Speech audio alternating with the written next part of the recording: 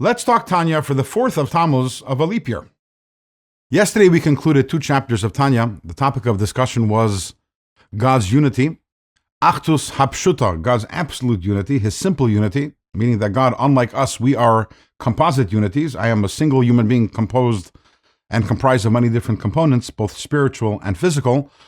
By God is absolute unity. Now, how do we reconcile that with the idea that God has many different qualities and attributes?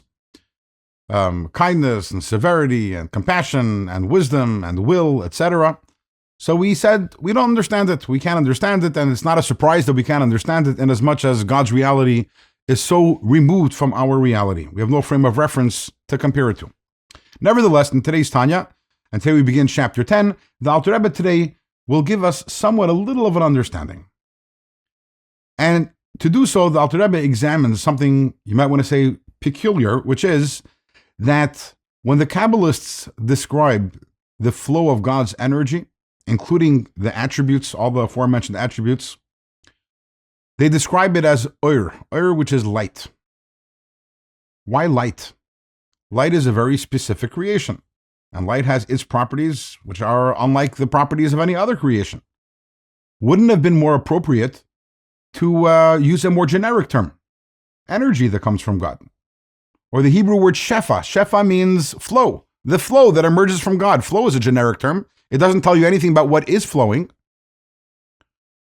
Why light? Now, this is a question which has many different answers. And the common denominator of all the answers is that light has certain properties, and these properties are informative, and they tell us something about the energy that emerges from God.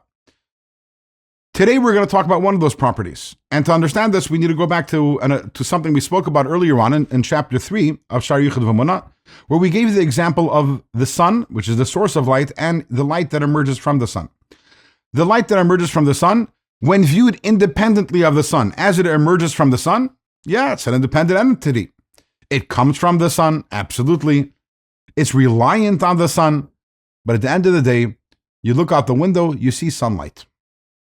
However, there is also sunlight within the sun, because obviously if the light emerges from the sun, it doesn't start outside of the sun.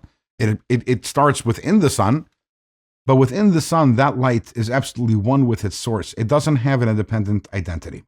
So when the Kabbalists refer to the energy that comes from God as light, what are they telling us? One of the messages they're telling us is that all of the qualities that come from God, they are like light, but not light that emerges from the source of light, but light as it still is within the source of light. And therefore, it doesn't have its own identity. All it is part of its source. So all of these qualities that we spoke about, God's kindness, God's feelings, God's understanding, God's will, these are all light, the light of God, but as they still are within God, and therefore they do not constitute a ribui, a multiplicity. There is still only God, and God still remains Achdus Hapshuta, not only a composite unity, but an absolute unity. But the question becomes, which we'll address in tomorrow's Tanya, so if it's all the light that's within the sun, it's all of these attributes are still within their source in God, why does it seem that they do have an independent identity? Kindness, severity, wisdom, etc. And the answer to that question, once again, will come in tomorrow's Tanya.